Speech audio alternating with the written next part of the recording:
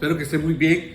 Dando continuidad a nuestra unidad 3 de nuestro tercer trimestre, vamos a precisar lo que hoy vamos a ver un tema muy significativo, que es Jesús es el servidor de Dios.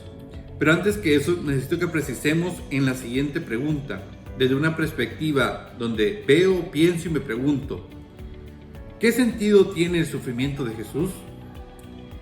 La vida de las personas está marcada por la lucha contra el sufrimiento y por eso nos preguntamos, ¿por qué Dios dejó que su Hijo experimentara la pasión y la muerte en su cruz? Dios envió a su Hijo para hacer llegar a la humanidad un nuevo proyecto de vida basado en el amor. Jesús, siendo Dios, asumió la condición humana que está marcada por el sufrimiento y pasó toda su vida haciendo el bien. Sus últimos días están llenos de abandonos, humillaciones y torturas. Jesús aceptó dar su vida libremente para la salvación de todos. Murió y resucitó, padeció y fue elevado a la gloria del Padre. Entonces, esta experiencia de Jesús es la que ilumina la existencia de tantos creyentes que experimentan sufrimientos en sus vidas. Desde el amor, el sufrimiento puede vivirse con serenidad y con sentido. Y es ahí donde está la respuesta a esta pregunta, que nos introduce a lo que es esta unidad. Entonces, ya pasando a lo que es en materia, ¿verdad? A la siguiente diapositiva, Jesús es el servidor de Dios. Jesús es el servidor de Dios, porque donde nos marca, los seres humanos no podemos vivir sin esperanza. La necesitamos para afrontar la realidad de cada día y para superar las dificultades. Y el pueblo de Israel vivió momentos de sufrimiento y opresión, pero nunca perdió la esperanza de Dios, que fue en la alianza.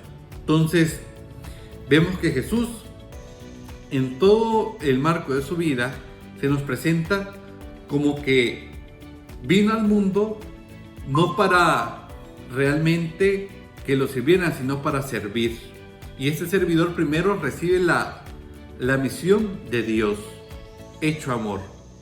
Entonces vamos a ver aquí, en esta tercera, pasando a la siguiente diapositiva, vamos a ver la esperanza mesiánica. Que la esperanza mesiánica la vamos a entender desde la esperanza de un mundo mejor. En general, el término mesianismo se refiere a todos aquellos movimientos que buscan renovar la sociedad para superar los problemas y circunstancias negativas que asolan. La historia bíblica de Israel era un terreno fértil para que surgiera este tipo de movimientos. Entonces, vemos esto. Además, la experiencia de que los judíos tienen de Dios abandona la esperanza. En ellos puedo relatar 5 aspectos predominantes ante esto, que es: Dios ha creado todas las cosas ofreciendo al ser humano el paraíso. A pesar de su pecado, Yahvé establece una alianza con su pueblo a través de Abraham y sus descendientes. Tercero, libera a los israelitas de la opresión de Egipto, conduciéndolos con Moisés a la cabeza, a la tierra prometida de Canaán. Yahvé les concede épocas de esplendor como los años de monarquía de David y Salomón. También, en la última, en los tiempos del exilio, la fidelidad de Dios se hace especialmente significativa mediante los profetas, que consuelan y sostienen la esperanza. Estos cinco aspectos van generando como tal. En esta historia de crisis casi constante, jalonada por las ideas y venida del dolor y del pecado, se va gestando la esperanza mesiánica, la confianza en que el mundo justo y feliz prometido por Dios es realmente posible. Está claro que es lo que espera el pueblo de Dios. Ahora bien, ¿quién hará posible tal desenlace? ¿De quién depende de que las personas se relacionen de forma distinta para que esa nueva realidad marcada por la felicidad, la justicia y la paz exista de verdad? La esperanza se irá depositando en la figura de Mesías, un personaje, a veces colectivo, a veces individual, que será enviado por Dios y con el cual se va a inaugurar esa nueva realidad. Entonces quiero que vayamos entendiendo que como desde las preguntas existenciales vamos bajando todo a esta realidad como tal, que la esperanza va a ser depositada en la figura del Mesías, un personaje a veces colectivo, a veces individual, que será enviado por Dios, y con él se va a inaugurar esta nueva realidad, entonces encontrada en él. En la siguiente diapositiva que vamos a tener en cuenta, hablamos precisamente de una esperanza mesiánica, ¿de acuerdo? Y es donde vamos a relatar tres incisos principales, ¿verdad? Los rasgos del Mesías en el Antiguo Testamento. ¿Cómo se entiende este rasgo característico en el Antiguo Testamento de la Biblia? Entonces, en el Antiguo Testamento, la figura del Mesías va tomando diferentes formas, dependiendo del contexto y las circunstancias en las que se encuentra el pueblo de Israel en cada momento. Podemos identificar los rasgos que van adquiriendo este Mesías a medida que se va desarrollando la historia de Israel en las llamadas profecías mesiánicas, ¿de acuerdo? Entonces, aquí vamos a dividir lo que son tres grandes partes, que va a ser el patriarcal, la monarquía y el exilio. Entonces, en este primer apartado vamos a ver, en esta época vamos a identificar esas tres. En primer lugar, la época patriarcal. En los libros del Pentateuco, que aparecen algunas profecías que se han ido como tal interpretando como alusivas al Mesías. En ellas se destaca que el Mesías vencerá el mal, será el mediador de la bendición de Dios para todos, consolará a su pueblo y lo obedecerán todas las naciones. Entonces, este primer contexto vamos a entender como el contexto patriarcal, ¿de acuerdo? Donde aparece en el Pentateuco y donde aparecen algunas profecías identificadas a Jesús como un mediador de bendición de Dios, que va a consolar a un pueblo específico y que le van a obedecer todas las naciones. El libro de los Números, en el capítulo 24, versículo 17, nos va a decir: lo veo, pero no es ahora. Lo contemplo, pero no será pronto. Avanza una estrella de Jacob y surge un centro de Israel. Entonces, esta cita bíblica nos da luces, donde del Antiguo Testamento se alcanza a proyectar esta figura de Jesús. En la segunda parte, en la época de la monarquía, en este momento surge el llamado mesianismo real, con la figura del rey David como modelo. Se van otorgando al Mesías rasgos propios de un rey, tal y como era comprendido entonces.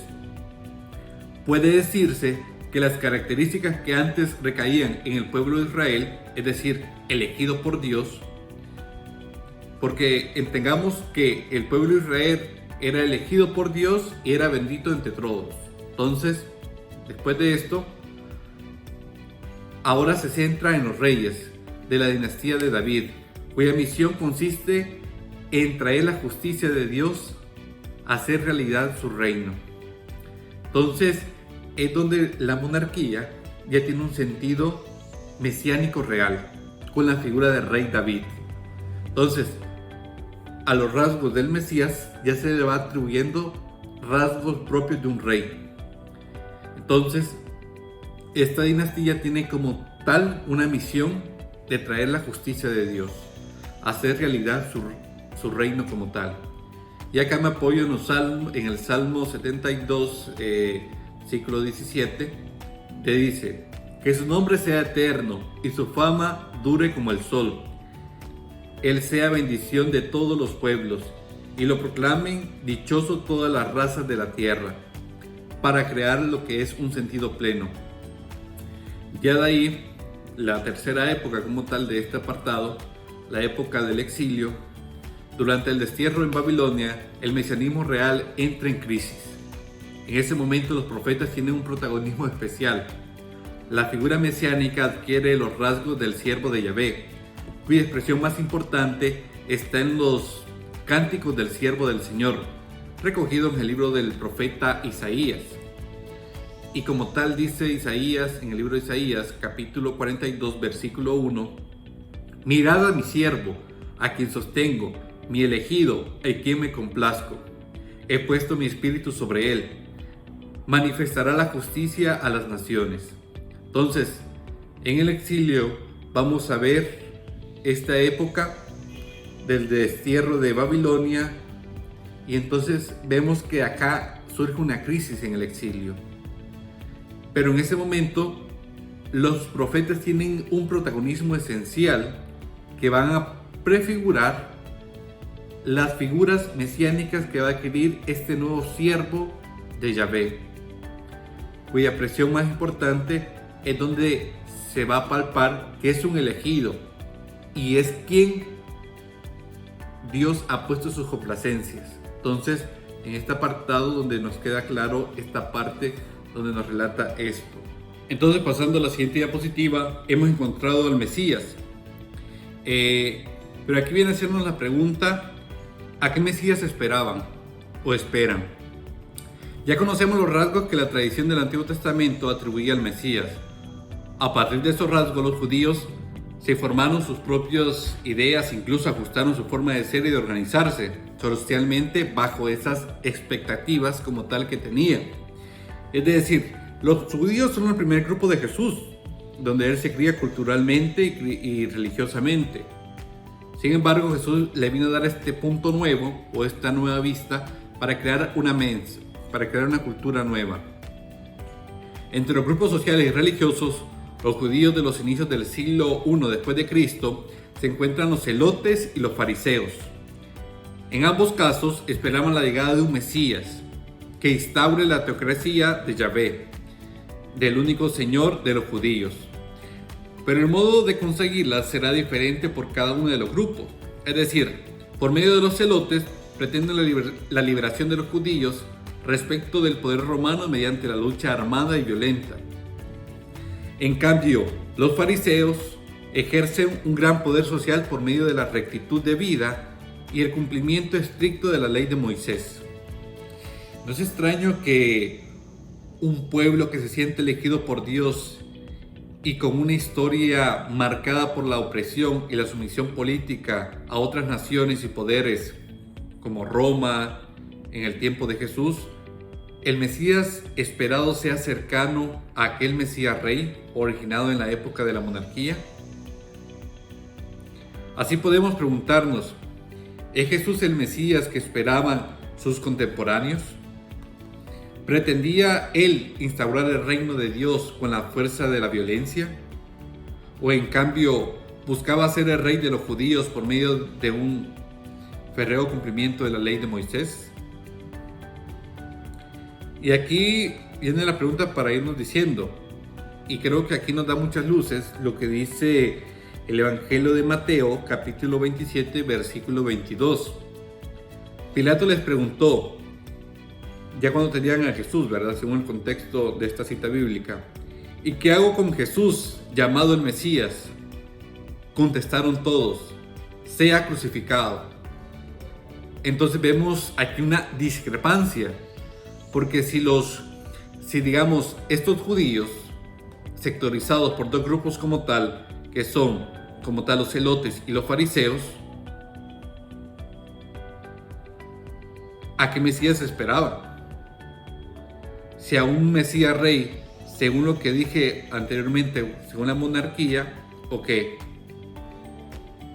¿O esperaban a Jesús que fuera el que fuera dirigiendo los ejércitos para crear los combates según los celotes? Entonces, bajo estas dos perspectivas, vemos a qué Mesías esperaban, o preguntarnos eso, ¿verdad? Porque es donde nos va dando luces de todo el camino hecho por Jesús. Y aquí donde nos viene a iluminar el siguiente apartado, que donde decimos que Jesús es el Mesías, el siervo de Dios. ¿De acuerdo?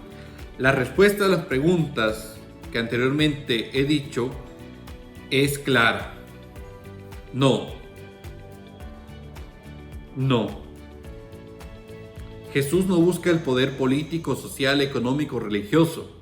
Sin embargo, cumple con las expectativas que se habían puesto en el Mesías desde hacía siglos y las supera, dándoles un nuevo sentido, orientándolas hacia la realización del deseo de Dios para toda la humanidad, es decir, un mundo nuevo, justo y feliz para todos. Los evangelios, escritos a la luz de la resurrección de Jesús, proclaman con claridad que Jesús es el Mesías y destacan las características de su mesianismo. Entonces, en ellos voy a citar algunas citas bíblicas donde nos hablan de esto, cómo responden a ello, ¿de acuerdo? Entonces, Lucas capítulo 4, versículo del 16 al 21 dice que Jesús es el ungido de Dios, su elegido para realizar su misión en la tierra. Luego Juan capítulo 13, versículo 34-35 nos dice: la ley sobre la que se construye el reino de Dios no es la ley de Moisés, sino la ley del amor. En Marcos capítulo 7, versículo del 31 a 37 dice: Jesús ejerce el poder de Dios siempre para bien de las personas, no para enaltecerse. Juan capítulo 13 del 1 al 17 dice: Jesús rechaza el poder humano y opta por el servicio y la humildad. Mateo capítulo 26 versículo 39 dice: se somete a la voluntad de Dios como un siervo. Marcos capítulo 14 del versículo del 53 al 65 dice: solo se reconoce como rey y Mesías en el momento de su detención y juicio, cuando por ello es incluso objeto de burla. Y finalmente en Marcos capítulo 15 versículo del 1 a 39 dice: su pasión y muerte recuerdan el siervo de Yahvé, del que hablaba Isaías, un siervo que se somete en silencio a este sufrimiento, entregando su vida por la salvación de todos. Vemos pues que el mesianismo de Jesús trasciende el mesianismo real para darle un nuevo sentido. Jesús es el siervo de Dios y esto da un sentido tanto a su vida como a su muerte. El reino de Dios es ese nuevo mundo que surgirá con la llegada del Mesías. Y todo esto será realidad cuando el amor rija la vida de las personas. Y es porque es algo tan elocuente y tan significativo. Y es donde podemos nosotros dejar en claro que muchas de las cosas de que vemos, y pasando a la siguiente diapositiva, podemos encontrar al Mesías. Según nos muestra, el amor implica obediencia a la voluntad de Dios, servicio a los más débiles, compromiso con la justicia, rechazo de toda violencia y entrega de la propia vida. Cuando eso sucede, el amor trasciende la muerte, que es vencida por la vida. Así le sucedió pues en general a Jesús, el siervo de Dios, y así esperan que suceda a los que siguen a Jesús sirviendo a Dios. ¿De acuerdo? Y es donde nosotros vamos a llenar de riqueza todo lo demás. Porque reconociendo la persona de Jesús, el siervo de Dios, y que Jesús viene a darle un nuevo significado a lo que esperaban algunos, con otro más trascendente, es que siguiendo a Jesús estamos invitados al servicio.